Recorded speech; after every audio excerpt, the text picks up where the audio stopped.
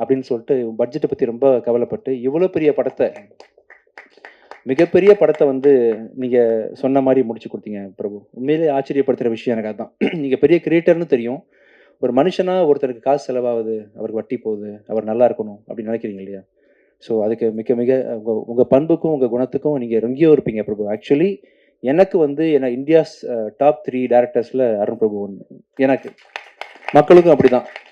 எந்த லாங்குவேஜ்லேருந்து அவங்க அருவியை பார்த்தாலும், எந்த லாங்குவேஜ்லேருந்து அவங்க வாழ் பார்த்தாலும் கண்டிப்பாக உங்களை பற்றி ஒரு பெரிய புதிய பார்வை தான் அவங்களுக்கு உண்டாகும்.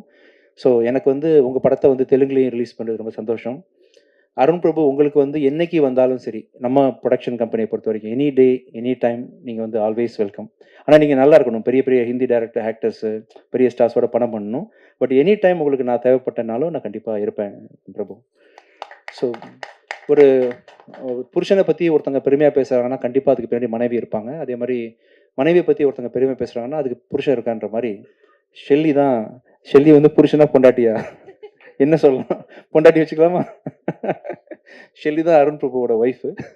அதனால இவ்வளோ பெரிய அவுட்புட் வந்து நீங்கள் தொடர்ந்து அதாவது இப்போ ஓகே. ஆனால் அருவி படம் போதெல்லாம் உங்களுக்கு எவ்வளோ லிமிடேஷன் இருந்திருக்கு, பட்ஜெட் கன்ஸ்ட்ரெயின்ட் இருக்கும் அப்படிலாம் தெரியவே இல்லை. எவ்வளோ பிரம்மாண்டமான படைப்பு அது. அதை வந்து ஒரு டைரக்டர் யோசிக்கிறாரு, அதை பண்ணணும்னு நினைக்கிறாரு. சக்தி திருமணம் படத்தெல்லாம் நீங்கள் இல்லாமல், உங்களோட சப்போர்ட் இல்லாமல் கண்டிப்பாக அருண் பிரபுவால் இவ்வளோ அழகாக லேசாக பண்ணியிருக்க முடியாது.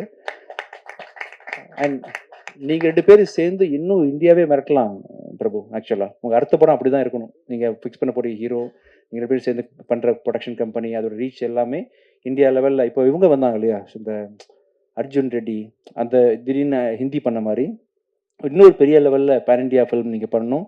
உலகமே வந்து உங்களை பார்த்து, ஏன்னா பெரிய ஹீரோஸ் வச்சு பண்ணும்போது, பெரிய ப்ரொடக்ஷன் கம்பெனி வச்சு பண்ணும்போது உங்களுக்கான பட்ஜெட்டு இப்போ பார்த்தீங்களா, என்னதான் இருந்தாலுமே ஒரு சின்ன ஒரு கன்ஸ்ட்ரெயின்ட் இருந்துச்சுல உங்களுக்கு. அதெல்லாம் இல்லாமல் இன்னும் பயங்கரமான படங்கள் பண்ணும்போது உங்கள் அவுட்புட்லாம் உலக லெவலில் போய் சேரும். அதுக்கான அத்தனை பொட்டன்ஷியல் உங்களுக்கு இருக்குது.